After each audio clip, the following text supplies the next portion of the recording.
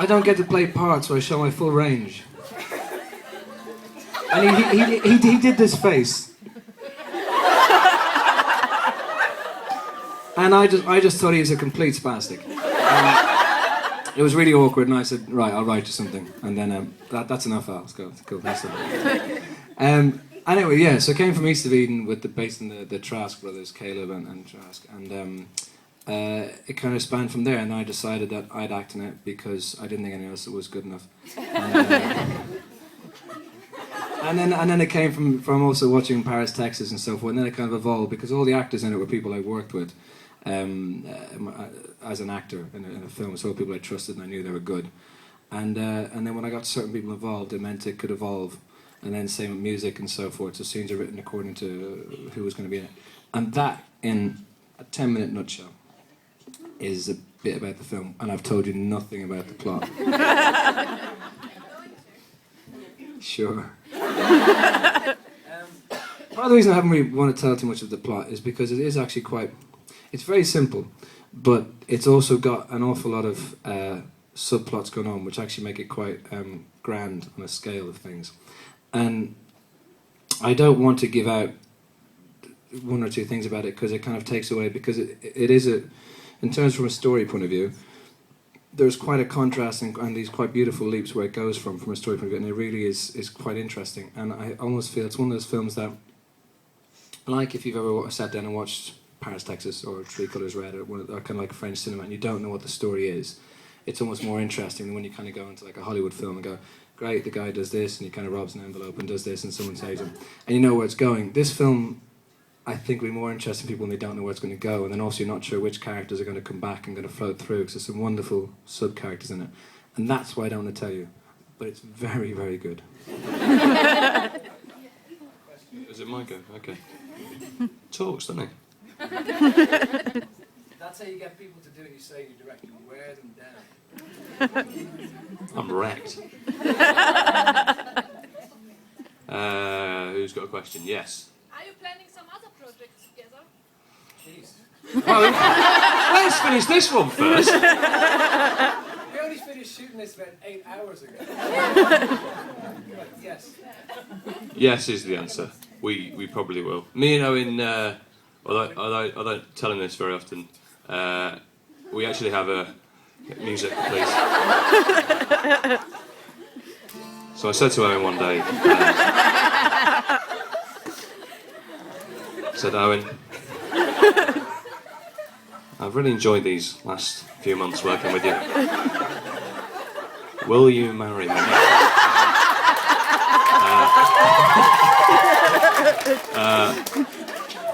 But seriously, we actually bizarrely have a pretty good working relationship, and that goes with acting with each other, and also actor-director.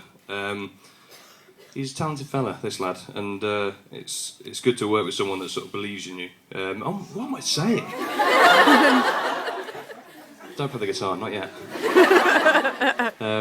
But yeah, you get what I'm saying. But yeah, we probably will. Can we have some questions before we ramble on like completely? Yeah, we sound really gay. Now, do you think they'll let you direct an episode of Merle?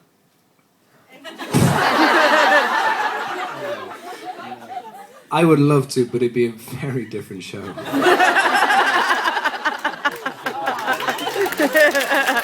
have to see it now.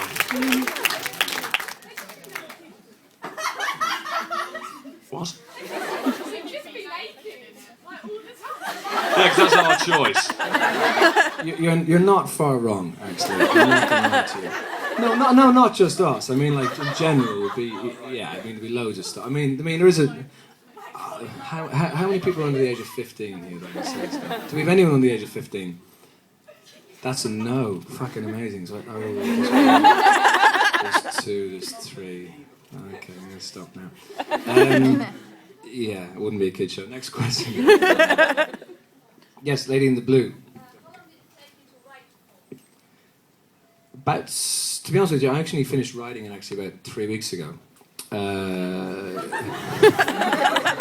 No, that's the truth. The initial full draft was I think draft 4 from back in June, so it was about 6 months.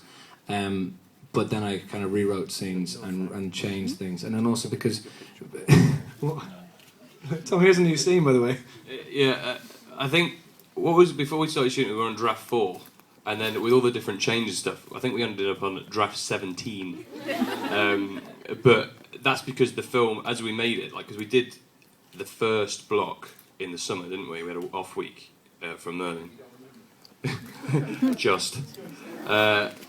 And we sort of made part of the film, and then because of the way we made it and stuff, things started evolving in terms of the story, and we were like, you know, there's a gap here, we need to put that in.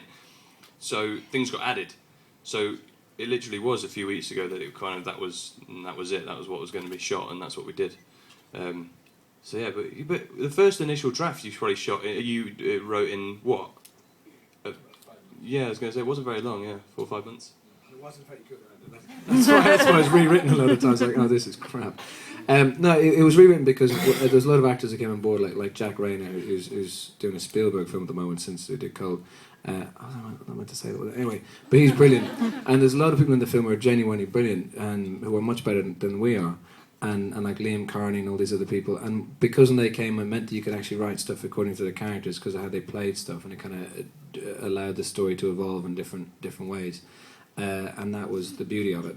Next question.